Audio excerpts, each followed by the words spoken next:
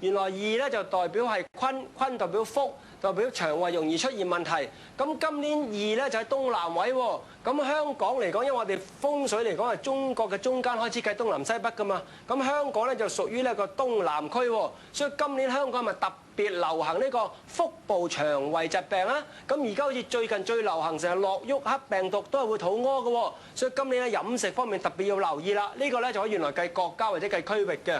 咁今年個5黃喺西啦喎，西就歐洲啦。原來5黃咧又係病星又係災星。咁你見到歐洲今年一開始，哇，直情好鬼多災難啦，好似首先有丹麥啊，跟住又九字搞到好亂龍啊，跟住禽流感開始年頭嘅時候比較多，因為年尾佢仲會有呢個問題出現㗎嘛。所以原來呢個除咗可以睇屋企之外，亦都係睇世界大事嘅。咁如果睇屋企嚟講咧，我哋每次最主要化解2同埋5就得㗎啦。咁2、5我講過啦，2、5就屬土㗎嘛。咁我哋化解呢個病星嚟講咧，就用金去泄嘅。咁啊土生金，有時用埋水，土生金，金生水，所以會擺呢個音樂盒或者水一齊去化解嘅。咁3嚟講嗌交位咧，就擺粉紅色嘢化解，最緊要化解呢3個位就得啦。師傅，我想問下咧，九宮飛星裏邊咧，譬如一間屋裏邊嘅中宮位置係2、5疊臨嘅。咁今年嘅流年咧，中宮就係3個飛星。咁咧應該係我就諗緊點解你2、5已經係選主重病啦？點解有陣時睇啲書係講話擺翻一個火去化解咧？呢個咧就有個問題出現啦，因為2、5咧就係屬土，3咧就係屬木，2、3就係鬥牛煞。3、5就木土交戰，兩個都係空星。咁佢有時咧就會擺金，有時咧就會擺火。但係擺火嘅時候你要留意，咗咯咪係啦。咁你要留意本身你中宮有冇人啦，因為你中宮冇人坐嘅，你就冇問題啦。咁咪變咗火生土，木生火，火生土，咁咪化解咯。但係有時又擺金啦喎，擺金係點咧？原來金土生金，金克木，原來一個叫做化，一個叫做制。師傅咁有冇話邊一個好啲咧？又或者點解咁講？幾時用邊一個咧？一般嚟講都要睇翻隨機應變嘅，因為木土交戰嚟講咧就容易腹部腸胃出現問題。如果2、5疊臨咧，佢大部分喉嚨氣管有問題，咁所以你一定要睇下啦。喉嚨氣管問題嘅時候就擺金去化解，腹部腸胃問題嘅時候就擺火去化解。所以一遇到呢啲情況咧，3個都空星聚埋一齊比較棘手。好快嚟到呢度咧，又休息下啦。下一 part 翻嚟咧會睇下家庭觀眾嘅個案嘅。多積福音就會風生水起，風生水起精讀班為你解決家居風水疑難。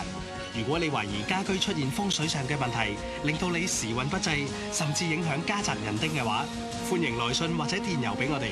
來信記得連同姓名、地址、聯絡電話同埋家居平面圖，蘇師傅就會為你解決家居風水上遇到嘅難題㗎啦。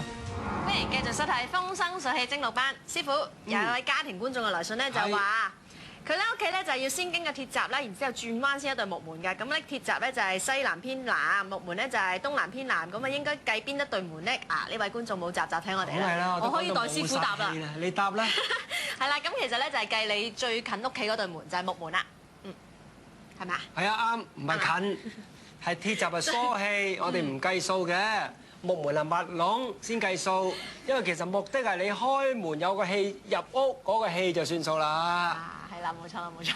好，咁我哋呢個時候咧就睇睇呢個家庭觀眾嘅個案先啦。黃太86年，一家5口搬入北角城市花園。呢20年嚟，先後有3位家庭成員患癌，其中2個已經去世。黃太而家仍然要面對甲狀腺癌、膽石隨時翻發嘅威脅。至於黃生喺04年做咗肝癌手術之後，可惜禍不單行，05年失業到而家，期間2人經常發生拗撬。黃太同時面對疾病、感情問題、經濟重擔，令到佢心力交瘁。黃太你好，你好，吳文欣。係隔離阿蘇師傅。蘇師傅你好啊。係啊，黃太話聽落都好恐怖喎，家庭成員有5個3個着咗 cancer 喎。係啊。係咯，師傅其實會唔會有 cancer 屋呢樣嘢咧？除非真係大門對廚房，廚房對廁所，廁所對房，或者最衰嘅嘢係啦，先會有，或者你間屋加埋損財傷丁，仲要出面有好多煞氣，譬如你屯門嗰啲爛山嘅就影響身體噶嘛，咁先會嘅。但係佢住嗰區其實唔，我都暫時揾唔到原因。咁啊，黃太，咁之前係咪話有家庭成員過咗身就係因為 cancer？佢哋係邊位啊？係我奶奶啊，佢喺05年咧就因為 cancer 唔喺度啦。哦，05年咁而家成家嘅家庭支柱就靠晒你啦，因為你老公暫時失業係咪啊？失咗業啊，係啊。哦，咁大家夫妻感情咧點樣啊？我哋成日鬧交嘅。哦，係啊。係啊。咁我哋即刻睇睇關唔關你間屋事咯。好，我哋今次咧就派咗阿潔儀去睇睇黃太睇睇間屋先啦。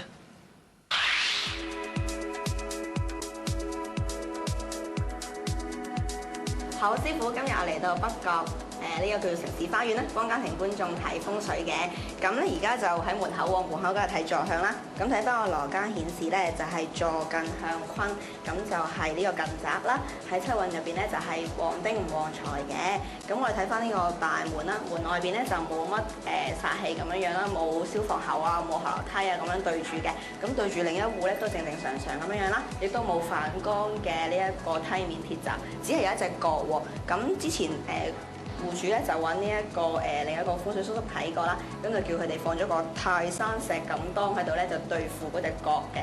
好啦，跟住我哋嚟到廚房喎，咁廚房正正常常開門見到灶啦，又冇乜話水火相衝嘅嘢㗎啦，因為對面又唔係廁所喎。咁出面望出去咧都冇煞氣嘅，咁只係呢度係玻璃門啦。不過我睇過啦，對面咧就冇對住房，亦都冇鏡，所以應該係冇問題嘅。好啦，咁客廳正正常常有梳化啦，有電視啦，但我發現咗有運程書，咁應該係蘇師傅嘅 fans 嚟嘅。咦，有個露台喎，咁我哋出去睇下外邊有冇煞先啊！好啦，我哋出到露台咧，望到外邊咧就有好大嘅明堂啦，同埋公園啦，亦都有泳池水同埋公園水㗎。咁就計過咧，就應該係分別係東同埋東南㗎。咁就西南最好嘛。咁呢啲就用到就用到，用唔到用唔到啦。好啦，跟住嚟到飯廳啦，飯廳都正正常常有台有燈啊咁樣，但係呢度就有個神位咧，就有觀音像啦，咁就望出去開陽嘅露台嘅，咁都冇乜問題啦。咁另外咧，中宮嗰度咧，我諗家庭觀眾真係好中意師傅，亦都放咗粉紅色嘅物品喺度化今年嘅山壁嘅。好啦，跟住我哋嚟到走廊啦，同埋洗手間位啦。咁洗手間咧係非常之正常一個洗手間嚟嘅，跟住對面咧就對住呢個雜物櫃嘅，咁啊更加冇問題啦，就唔會有腎房嗰邊嘅系統問題。但係上面咧有一個五帝銅錢喎，咁戶主咧就話有另一位風水叔叔咧叫佢哋今年擺嘅，咁但係我就唔知化乜嘢啦，咁所以睇下師傅有咩高見。好啦，跟住我哋嚟到仔房喎，咁仔嘅床頭咧其實就擺啱嘅，係永遠吉位對住我房門啦。咁睇到佢有葫蘆啦、銅錢啦同埋石頭喎，咁我就唔知有咩用，不過都唔緊要，因為其實仔仔咧去咗外國讀書㗎啦，好少翻嚟瞓嘅。係咁，跟住我哋嚟到主人房喎，咁主人房咧就外面嘅風景咧係同露台一樣啦，咁但係床頭嗰度咧就見到有葫蘆同埋水晶喎，咁因為呢度都唔係五鬼位啦，其實都唔知點解放喺度啦，咁我都會建議屋主唔好放啦。咁另外床尾就有電視啦，同埋 LCD mon 咁樣樣啦，另外鏡啦，梳妝鏡係喺呢一邊啦，其實都冇乜問題嘅。好啦，跟住我哋嚟到客房喎，咁客房咧就係套房嚟嘅，不過嗰個廁所門咧就唔對住個床，咁所以就冇問題啦。咁呢度望出咧有個小小嘅露台，風景咧同外邊大露台咧都係一樣嘅。另外咧呢度放咗個好巨型嘅大圓石春啊，咁其實 size 咧就夠啦，不過唔知高度夠唔夠咧，因為比較扁身嘅。點啊？間屋睇過之後冇乜特別啊？係坐乜向乜啊？坐近向坤，係應該就係旺丁唔旺財嘅喎。咁嗰啲空位、桃花位、其他位置有冇問題？冇乜大問題，雖然個牆喺攞廁所。係啦，呢個漏財即係同身體冇關嘅。係啊，咁之前就奶奶就瞓喺嗰個房。哦，咁奶奶就瞓個房就差少少啦，因為瞓住五鬼。你知五鬼就特別唔利老人家噶嘛，因為五鬼就嗌交位、病位、孭鑊位，所以老人家就唔係幾好。咁就主人房我見唔到佢有問題喎，六煞應該利桃花先至啱嘅喎。咁因為咧呢個屋嚟講咧，如果用八宅嚟講，其實冇大問題；如果用飛星方向都冇大問題。咁我哋就研究嗰啲飛星走向圖啦。因為咧，我哋而家開始咧就研究呢啲 number 啦嘛。咁原來間屋咧有幾個問題出現嘅啫。佢一個嚟講咧就係最大問題，梗係西北方啦。咁西北方咧959子火生旺個五黃土，咁呢個88又係土，聚晒土，所以呢個就最衰嘅。但係佢西北方就只係呢個廁所啫喎。咁另外一個咧，呢個都係59，但係呢個問題唔係好大嘅。呢個位嚟講咧就正北，咁正北喺間屋嚟講，哦原來又係咁啱係五鬼啦，嗱衰少少啦，因為佢咁啱五鬼就廉貞火，咁呢個位59又係火同埋土，所以呢間房唔係幾好。咁主人房瞓住呢個位係正東，正東主人房唔好喎都，因為正東嚟講呢個位咧咁啱係二黑，旁邊有個323咧穿心煞，跟住運星就525咧。就原來係蝶林選主重病。咁如果每一年去到2或者5咁啱嚟到呢個房咧，就比較差啦。咁啊，黃太而家見